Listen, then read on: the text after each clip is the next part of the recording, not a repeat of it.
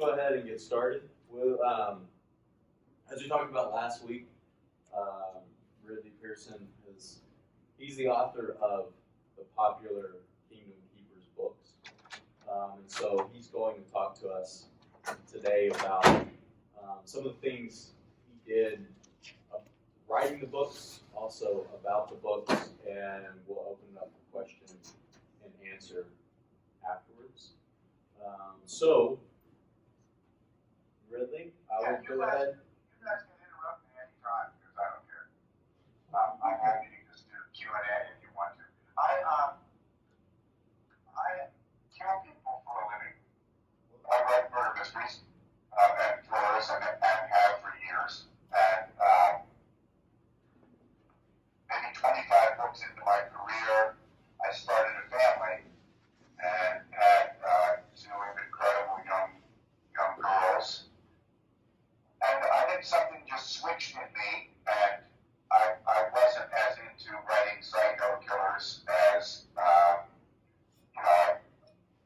had these two sweet girls around me, and I thought, what if they ever read these books I write, they're going to, run from me as fast as they can. And about that time, this all sort of happened. I don't know how many of you have the kind of parents who tell you to always write a thank you note when somebody does something good for you, but that's how I was raised. So I was, on my thriller side, I was published by a division, a very distant division of Disney called Hyperion Books at the time. And I play in a rock band for charity with Stephen King and Amy Tan and Dave Barry and Scott Turow and all these incredible authors. And so Dave Barry and I have become really good friends. He's a Pulitzer Prize-winning humorist, very funny guy. And I told Dave that I was going to take our little girls to Disney World. And he said, not without me, you aren't, because I am the world's expert on Disney World. And I said, well, yes, sir, okay. And because Dave and I have a competitive friendship, a really healthy, fun, competitive friendship, which is mostly involves humor, I decided that I would try to one-up him, since he told me he was the world's expert on Disney World. And I wrote, or actually, I called the publisher of Hyperion Books, my publisher, and I said, hey, look, if you guys are a division of Disney, is there anything you can do for me so I can one-up Dave Barry, because I know he's way too smart for me and he's going to be able to one-up me the whole time. And he said, well, let me look into that. So by the time we went on this 3-day trip to Disney World, my publisher had pulled all these strings. And we got there, and in the Barry's rooms, there were cakes with edible covers of his books on them, and in mine, edible covers of my books on them. And it was, it was one of those really cool moments to see. And Dave was like, where did these come from? And I went, well, let me tell you. But it turns out there were also in our rooms were free passes for the whole time we were going to be there. And they said, go down to the lobby at 7:30 in the morning, and I think it was Andrea will be your VIP guide. So Andrea, the week before, Andrea had toured John Travolta through Walt Disney World. And suddenly she was touring us. And we were like, what are you doing, touring us? But it means that you skip all the lines. You go anywhere you want, anytime you want. Everybody gets out of your way because you go in the back door and you do all this stuff. It was just surreal and completely insane. And sadly, that's how my little girls thought you go to Disney World. So ever since then, I've been in big trouble. But it was an amazing 3 days. We were treated like royalty. And I was going to write a thank you note. This is why you should always do this. Because instead of writing a thank you note, I called my publisher and said, Holy, I never expected what you did for me. Thank you so much. And he said, well, I would love to take credit, but I actually called a colleague over in Disney and at Disney Books, and she arranged the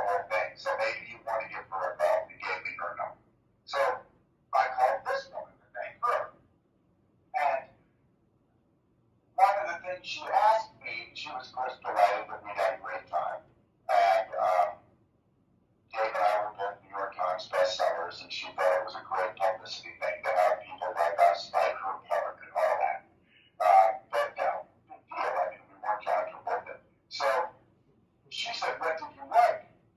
And I said, well, you know what really caught my eye as a storyteller was that unlike Six Flags and other amusement parks, on every Disney attraction, I felt a beginning, a middle, and an end, the elements of a story. And I said it was on every single ride. I felt like I was in a story, that there was a start to this, there was a middle to this, and there was a conclusion to it. And she said, well, do you know you're on to something? There are these people called the Imagineers who design and execute the construction of all the attractions in the parks. And they write a book that's between 80 and 120 pages long that tells the story they hope subliminally that the person on the ride is going through. This was all news to me. And I said, well, you know, I felt that. I could see a story in all these rides. And I said, especially Splash Mountain. Splash Mountain was just phenomenal for me because it really exemplified its beginning, middle, and end. And she said, have you ever thought about writing books for kids?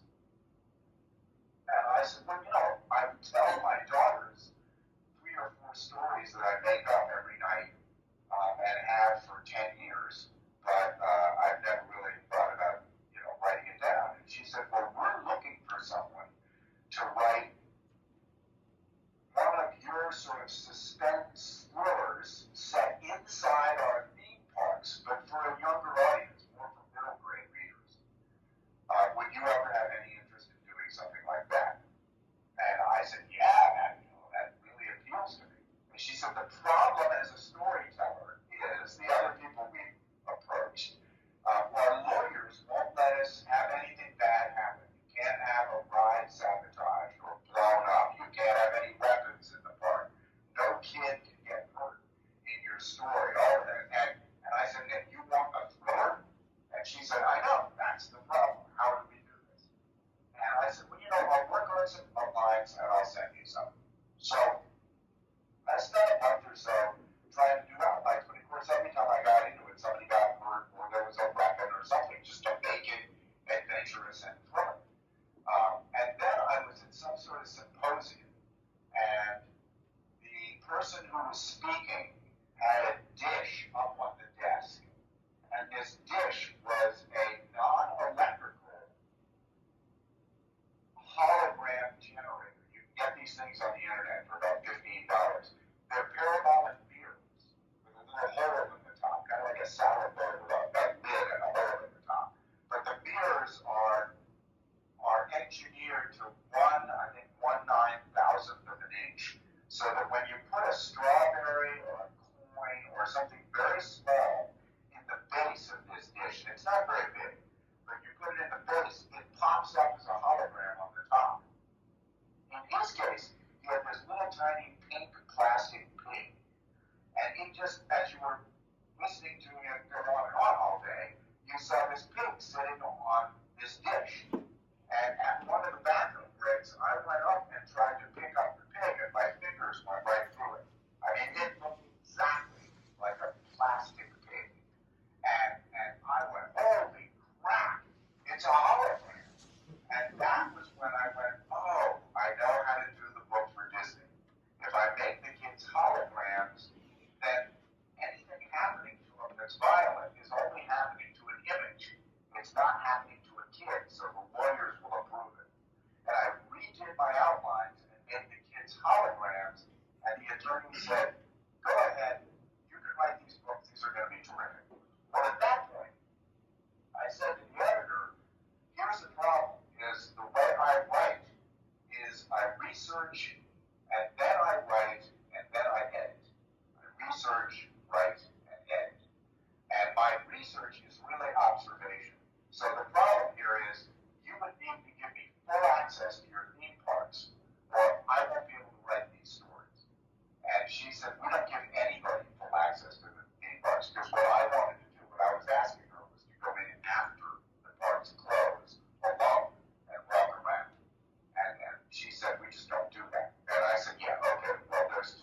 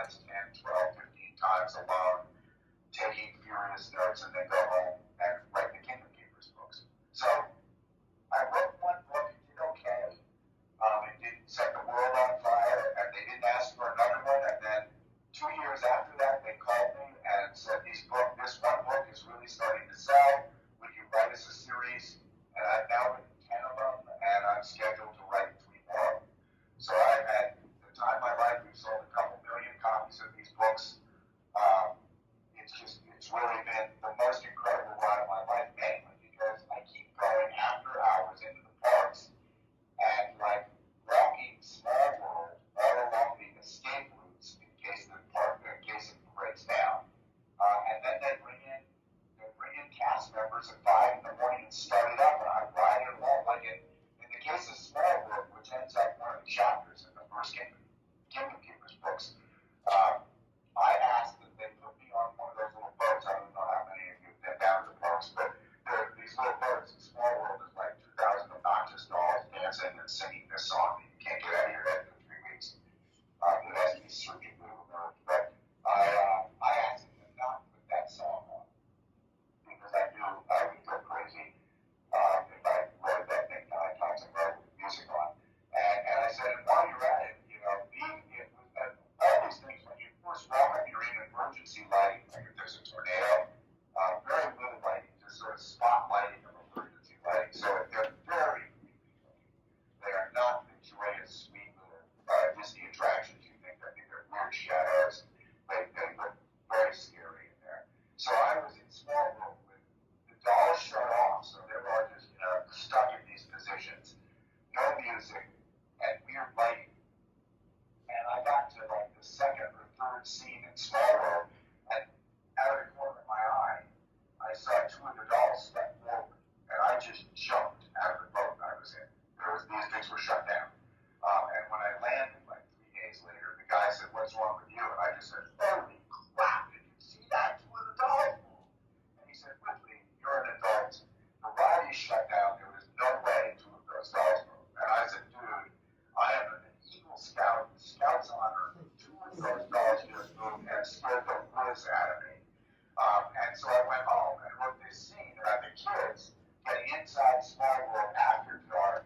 They get on the ride. It starts to move for no reason. There's no lighting. The dolls are turned off. There's no music, and 2 of the dolls move. And then the dolls end up all marching like Chucky and jumping into the water and attacking the kids. And the kids are bleeding, and that's like Ridley's version of Small World. And that turned out to be this iconic Kingdom Keepers scene that now, 16 years later, people stop me in the parks and go, "Oh my God, that scene in Small World." So I realized what they really wanted to do was see all these attractions sort of come off the wheels. I have the wheels come off the ride. So from the first book on, really, I've made these things increasingly scary and freaky because when I get on them, they scare the heck out of me. And that's really my whole deal. So I've had a ton of fun doing it. I've learned more about Disney. I mean, I've been on either 8 or 12 Disney cruises for free. When I did the research ones, I was literally being escorted around by the executive of the ship in her dress whites and all her epaulets and all these things. And she would unlock these doors and say, "This is so cool for me because I've been on this ship 5 years and they've never let me in this door." And then we go in together and I see something. So it's really been this amazing ride. And it's still going on. It's just crazy. So there. If you have any questions, I can take questions. Along the way, I also wrote a book called Peter and the Starcatchers with Dave Barry about the early days of Peter Pan. We started that just a little bit after I started the Kingdom Keepers. And that book and the series of books went on to be just insanely successful. Disney made a play out of it with music, put it on to Broadway. It won 5 Tonys. It sold, I think, 700,000 copies in hardcover without even paperback. It's been this crazy success also for like 15 or 16 years. So I had this sort of double Disney life going. And that has pulled me away from my suspense thrillers. I stopped writing suspense thrillers altogether about 3 years ago. And I really only write for middle grade. Right now, I'm writing for DC Entertainment, Wonder Woman, Superman, Batman. I'm writing middle grade graphic novels about the son of Superman and the son of Batman called Super Sons.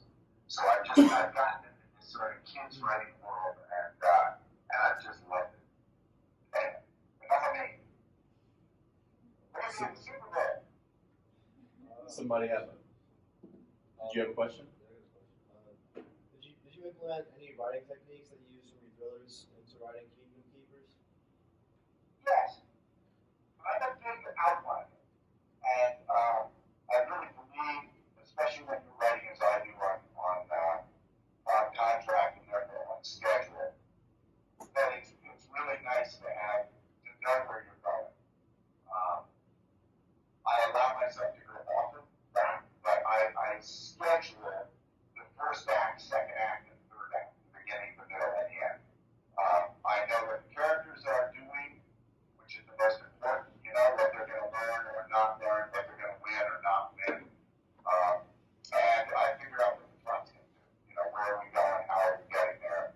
changes as I write it. But what I learned between the two is, and so I'm an entertainment writer. I'm not writing to win Pulitzer Prizes. I'm trying to either scare the crap out of you or, make kids have an imaginative, amazing time in a place like Disney World. So I really think the two worlds of adventure for kids or thrillers for adults are almost identical, except that there's no sex or explicit violence in the kids' books, obviously, and there is in the thrillers, because that's what adults want. They want at least some titillation, and they don't mind graphic violence. You have to be very careful when you write for middle graders that you're not condoning or encouraging violence. So, like when I'm writing my graphic novels for DC, unlike the old days where you would see, I don't know how many of you have ever read comics, but you would see Superman hit somebody and it would go pow or crunch or whatever. Now, in middle grade, it's gotten so PC that you can't do that. You can show the fist here, and then the next frame you can show the guy, whoa, ouch, but you can't show the contact of the violence. So, if I take the keepers, I try to keep it light in places and scary, but never really too physically violent. And the biggest thing that ever happens, and I get flack even for this, is, there might be somebody who kisses somebody on a cheek at some point. It's like, how could you do that? I don't want to see that. That's icky. So it's very funny for a kid. The other thing that I would say is that, and this is just something I've learned, is that when you write for adults, if you do it well, you engage the adult for the 8 hours or 10 hours it takes to read the book, and if you're lucky, they tell a friend about it or even pass it on to a friend. When you write for kids, they read the book 6 times. So you can't make any mistakes in it, because by the 3rd time, they're all catching. If Harry had a red belt in chapter 5, and in chapter 6, it's black. How come it's black? You just can't make those stupid kind of mistakes because there are intense readers. And when they get into it, as has happened in the Kingdom Keepers world, when you get millions of kids who are talking about it among each other, and they're critical of it, they are hyper critical of it because they've read it 6 times. So you actually have to be more careful and sort of a better writer when you write for these younger audiences, because they read you more than adults who will read it and make a mistake or 2 attacks, right? And then, the kids will never forgive you. So it really is very different. Ridley, Yes. the part of writing for kind of an intense fan base, you also they do in the parks as part of the youth programs. I know. Do they? I know they do like the Kingdom Keepers kind of series. Can you talk about that a little bit, like what they do in the parks for people? Yeah, this was kind of a funny outcome, really. Because I do a ton of research for each chapter that I write. When I was doing the Haunted Mansion, I've been in the Haunted Mansion probably 5 times with the lights on instead of off. And it's almost scarier with the lights on, because you see all this stuff they put in there. They're so thorough in Disney. They'll put stuff behind you that you never would see unless you happen to look behind you. And so I never looked behind me, so I didn't see it until they turned the lights on. But for those of you who have ever been in the Haunted Mansion, you go through a stretch room. And when you leave the stretch room, you're heading into the Doom Buddies, DOOM, Doom Buddies. And this is a very dark room. And after this figure in the stretch room is hung by the neck, a lot of kids freak out. They just want the F out of there. And these doors come open. Well, they've got something called the chicken door. And if a kid has broken into a the steroids right then, there's a shortcut between that area and the very end of the run. So you can go through the chicken door and just walk to the end with it. It's not very far, and you come outside the exit of the whole run. So parents with freaked out kids, they don't have to see it anymore, but they just walk through this hall and they're outside and everything's good. So in the Kingdom Keepers, in the first book, in fact, I mentioned the chicken door because the kids are being chased, and one of them knows about it, and so they sneak out that way. The people chasing them don't know about it and miss it, and they end up on the new parties going through the run. So fast forward probably 3 years, and Disney is starting to get, the Disney Parks division is getting reports from security that all these kids are running through the exit of the chicken door. And when they're stopping these kids, I mean, it's supposed to be there for sort of an emergency, not as part of the ride. These kids are going into the stretch room and then bombing through the exit, then giggling the whole way and punching out into the outdoors. And security noticed this, and they don't love that because they're not taking the ride. And they would stop these kids and say, "What the heck are you doing?" And they said, Kingdom Keepers, this is so cool." And so eventually it came up the command that the parks were having problems because of something called the Kingdom Keepers. What the heck is this? Because they didn't know what the books were. And Disney eventually realized that it might be interesting to make kind of, non-facilitated guides, kind of a Kingdom Keepers guided tour through the parks. So they got less of the kids doing this on their own, and it was a little more organized. And so they came to me and said, "Would you write educational tours for students to go through the parks, following and becoming Kingdom Keepers?" And I said, "Yeah, totally cool." They didn't pay me for these things, and they were really hard to do because they were language arts and math combined. So every question, everything they did had to engage the student in either a mathematical or a language-based way to lead them through the parks. And so I built these what are called the Kingdom Keepers quests. And one is in the Magic Kingdom and one is in the Animal Kingdom. And any group of people that is 10 or more can take these quests, and they do it through something called Youth Educational Services, YES, of Disney. And they get discounts to do it. And a teacher is the facilitator, so Disney doesn't have to provide a facilitator, and they follow these guides I've made up, and the kids try to solve these questions and problems in order to advance their way through the parks. Well, they've had like 80,000 students do it. It's been totally insane. And it's been a blast for me, and I keep saying, "Let's do more," and at the moment they haven't come back and said, "Yeah, let's do more of that." So with the, I know that you mentioned people catching mistakes or differences in the books and everything. Beyond that, just kind of what is your experience with fans of these books and kind of anybody who's ever read them? What's your experience with them?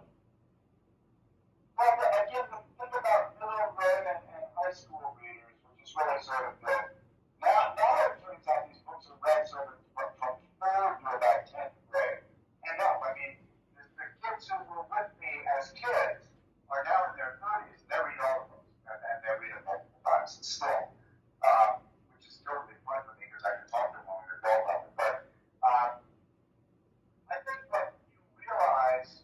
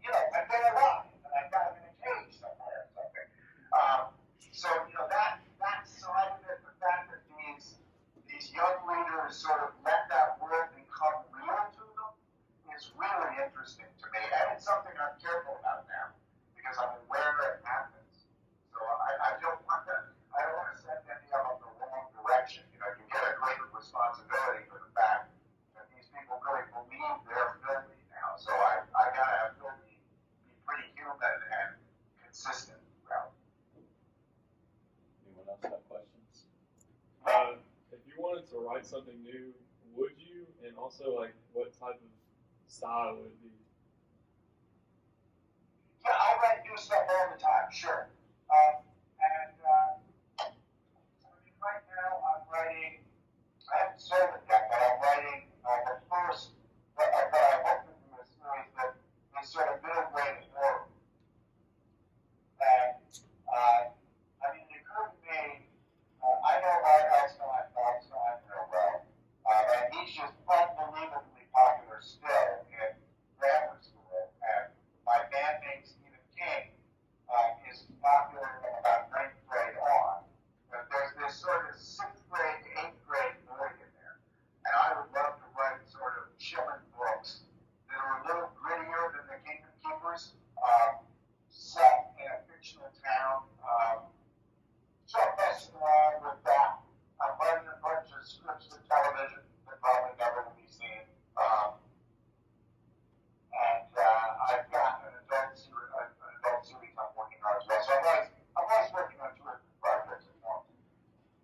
I got this really weird request about 3 weeks ago, and I'm vacillating between doing it now, but there's a woman who's starting an app company. You know how when you go to a museum, you can get the headphones, and again, you've been in museums, but you put on headphones or earbuds, and it walks you through the exhibits and sort of tells you about the paintings and the history and this and that.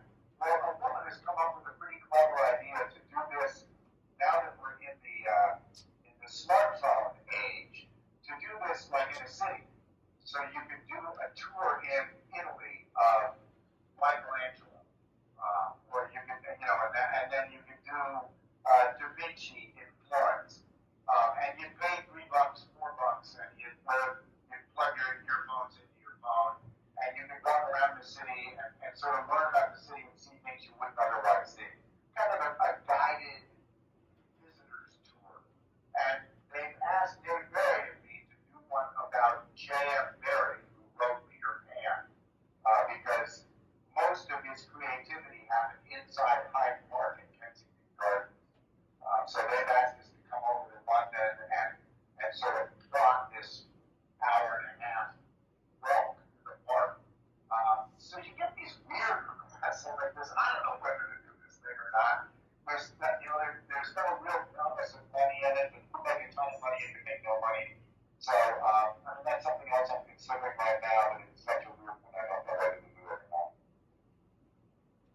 But one of the fun things for me has been that since the Kingdom Keeper, it's actually been both fun and a bummer. But the fun side of it is since the success of the Kingdom Keepers and Peter and the Starcatchers, before I can barely think of an idea, somebody comes to me and asks me to write something.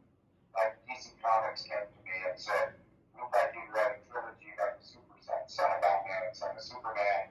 I finished that and I said, now we'd like you to write an original idea and do 3 books on that. So I'm writing something called The Indestructibles. But it's been a real benefit of the last 8 years or so that publishers come to me and ask me to write things, not necessarily telling me exactly what to write, but sort of like, we'd like you to write something in this area for us, what you have, and I throw ideas out at them, and they go, yeah, do that. So I've had a really fun ride because of these kids' books. Yes? So since the book series has been very popular, how would you feel if they decided to turn it into like a movie series or a TV series? We've been by the Kingdom Keepers since year 3 of the Kingdom Keepers, and I think we're now into something like 17. We have had interest from Disney to make these books either into feature films or television 4 different times. And each of those takes about a year and a half. And it's been really fun and exciting, but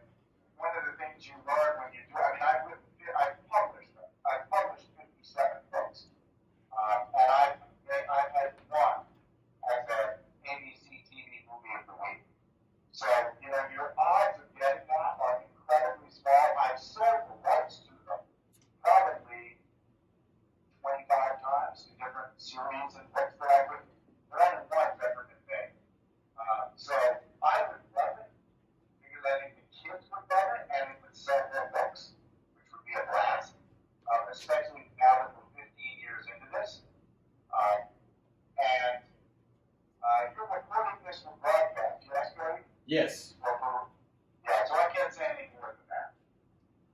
But there's more to be said. Any other questions? Anything else? Well, I appreciate you having me. Yeah, thank you And, for. I know you guys are Disney freaks, and all I can encourage you is if you get down to the parks, if you ever do read the Kingdom Keepers book or two, I guarantee you, you will see the park in ways you've not seen before. Because look, one of the things, probably, and this goes back to your question a little bit, Cody, one of the biggest surprises of writing this series is that of the millions of books we sold, literally we know statistically half are bought by adults, not by middle grade. Because there are Disney fanatics out there that want to know what I know about being backstage in the parks.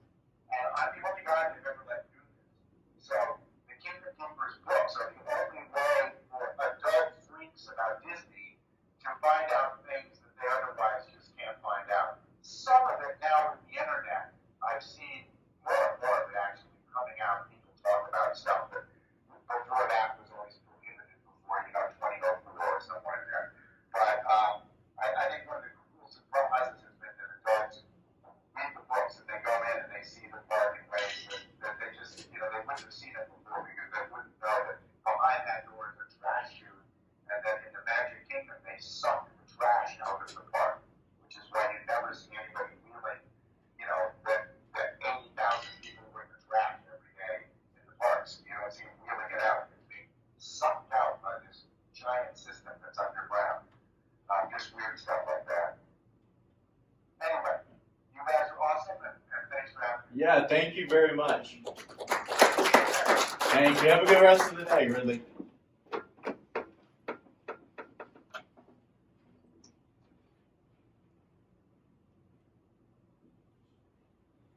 get this closed down. So, what'd you think? That's pretty cool. And has anyone ever read one of the books? So I actually started reading, or actually started listening to the audiobooks very recently, which is how I came across him and thought it would be pretty neat if he could Skype in with us. And just an incredibly interesting story, incredibly interesting guy. So, let me minimize this.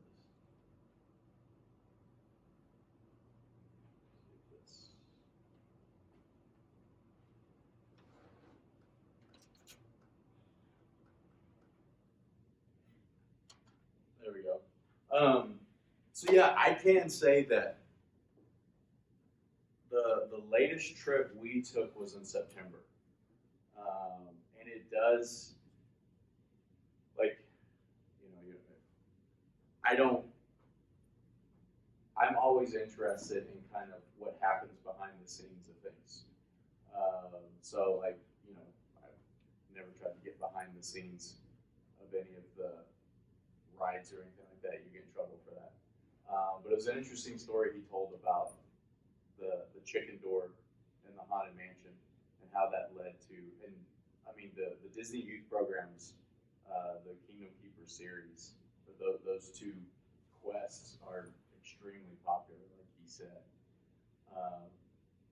We actually are, when I was there, I met with people about another class that we're trying to get up and running. We'll talk about later in the semester, where students would go and talk with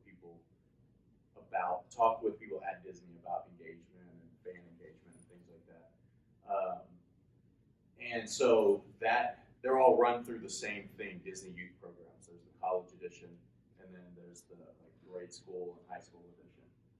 And so I've looked through some of those programs that he has with the quests and everything. Just incredibly interesting.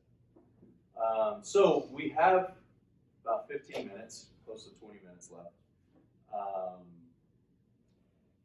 we can do one of two things. We can have,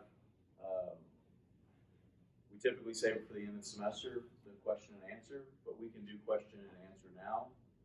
And then maybe it'll spark some things for future discussions, and then later in the semester as well. Or if you want to keep talking about Walt Disney the person, what do you feel like doing? I'm up for either. Are there any kind of, when you came into this class, when you signed up for being a fan of Disney, what were your initial impressions? What did you think this class was going to be about?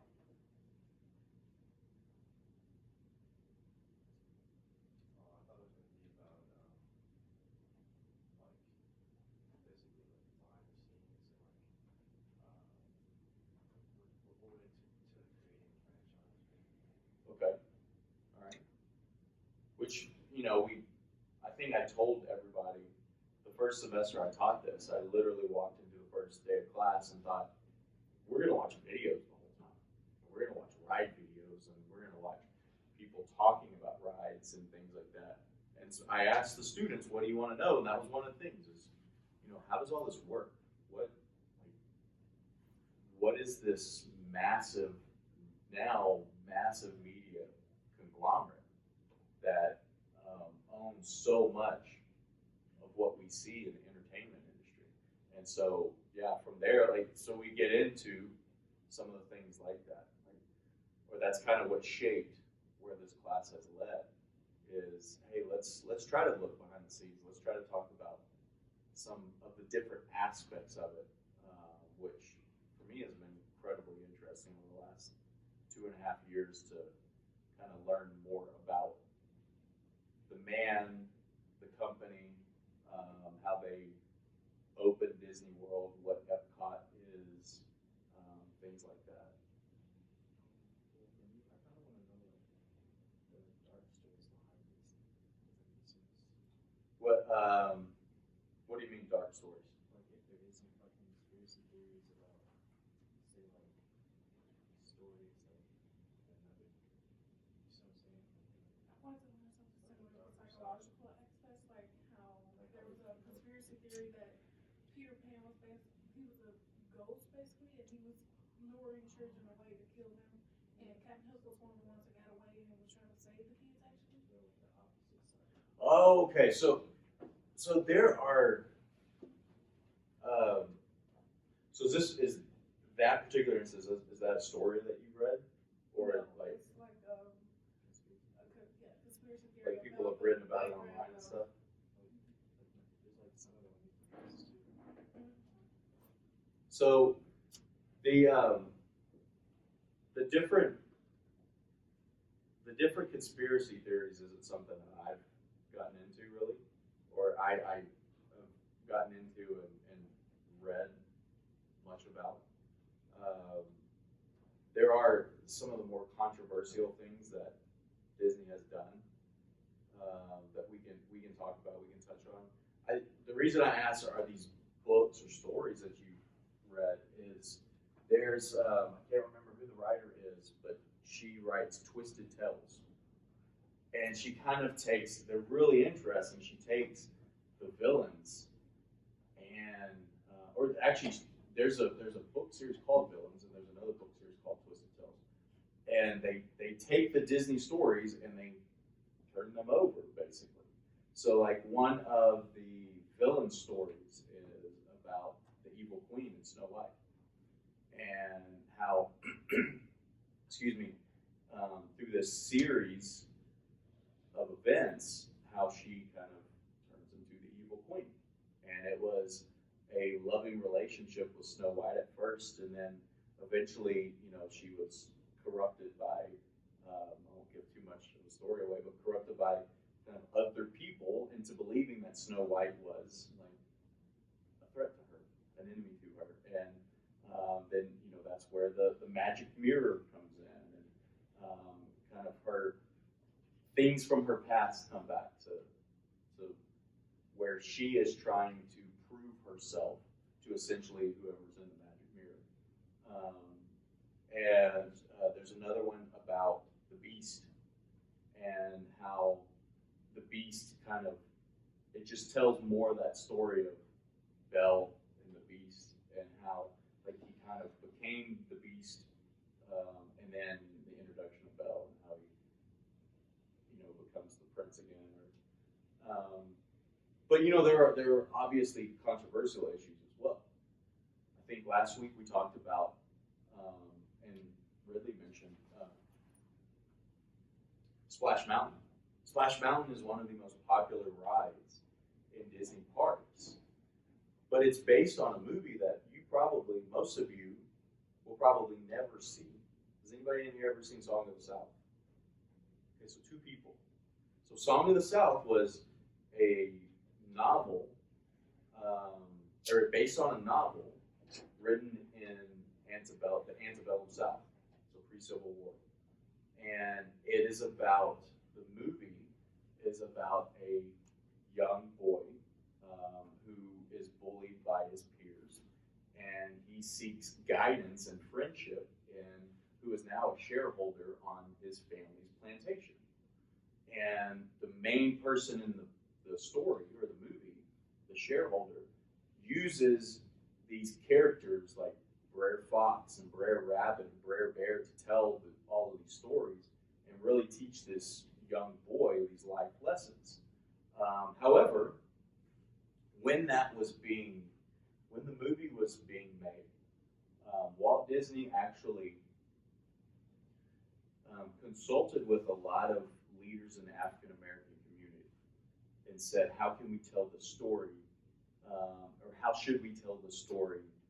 And so, received a lot of advice on here's how you tell the story in different ways that aren't going to seem as controversial to some people, and change this and change this, and to be less controversial to the viewing audience. And as society progresses, our idea of what's acceptable progresses as well, right? Which is an overall benefit. That's how you progress. That's how society moves forward. And so what was deemed, when the movie was released, it was still controversial and it received some negative press. And then as society has progressed since then, it's become something that the company just doesn't distribute. It's not on Disney Plus. It's not, you have to either have an old copy or somehow find a copy that you can watch. And it's one of the, if you've heard the song Zippity Doo Dah, that's where that song is from. That's where that song is from. And the Imagineers, when they used to have the Mickey Mouse Review, or no, not Mickey Mouse Review, that was at Walt Disney. At Disneyland, it used to be called, it was something like America the Beautiful or America the Great or something. It was a story where they had a lot of the early audio animatronics that they made at Disneyland. And after the run of the show was over, they needed something else or somehow to use those characters. And so on the way in, one of the Imagineers on his way into work came up with the idea of, hey, we can use all of these characters like mice and rabbits and bears and all of these kind of forest creatures as a background in this, or as characters in this ride, and we can base it off of Song of the South, because a lot of the characters in that were like forest characters. And, so there are controversial things like that. With the Me Too movement, John Lasseter is no longer at Pixar, no longer with Disney. When you look at ABC, Disney brought back the Roseanne show, and then not too long after that, she sent out some extremely offensive tweet, and so she she's no longer on that show. They canceled the show and then subsequently brought back the Connors, is what it's called now. But so there are definitely controversial issues. A lot of the older cartoons that you watch on Disney Plus, they come with a statement at the beginning that says, you know, like some of the things in here were depictions of the time that may seem or may be inappropriate now or may seem a little uncomfortable now. You know, there's a scene in the original Dumbo with crows that a lot of people thought were disparaging to certain groups in the United States. And so there have definitely been things that have happened in the company that have been more of those controversial issues. I've never, so the thing about Peter Pan, is that about kind of the original Peter Pan story? Or is it like, because a lot of what Disney, a lot of the cartoons Disney did or has done, a lot of the movies they've done, they've actually purchased the rights from other writers, like Peter Pan, Snow White. I mean, Frozen 2 is after, or Frozen and Frozen 2 is based on the Snow Queen, a popular book. And they actually make reference to that in Frozen 2, to the Dutch writer. So, do you know if it's on, like what you've read, it's about Disney or it's about like the original story? Okay. I'll have to, that's interesting. I'll have to look up some of those things. Other things that you kind of wanted to know when you signed up for a class like this?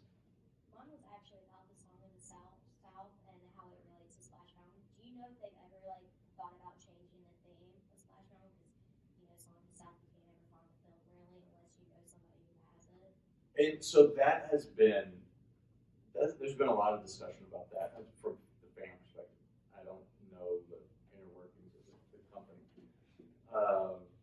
But you know, it is such a popular ride that I think a lot of people who ride it just think, hey, this is a really cool ride, and this story is about this ride. That's what it is. I mean, the main character from Song of the South, you never see him in the ride. I would. Disney always changes, and the rides are always changing. That's like a lot of the Kingdom Keeper books, the things have changed from that, right? So some of the rides that are written about, that you read about, no longer are there. Obviously, you know, like Animal Kingdom, there's now Pandora, the world of Avatar, and Hollywood Studios, which in the earliest Kingdom Keeper books was still MGM Studios.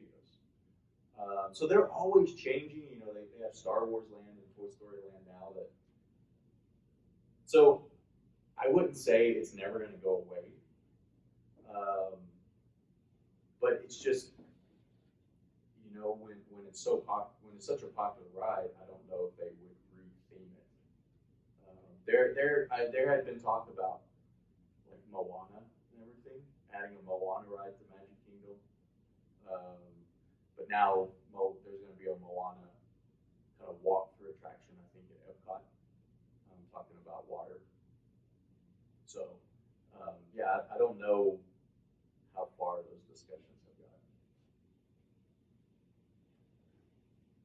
Anything else? I was hoping to hear something maybe I hadn't. Like nothing specific, but just something new. Well, have you heard something already? Yeah. Oh, perfect. This is the second day of class. We're on the right track, right? So let me take a quick look at what we're going to do the rest of the semester. With I think we have 3 or 4 minutes.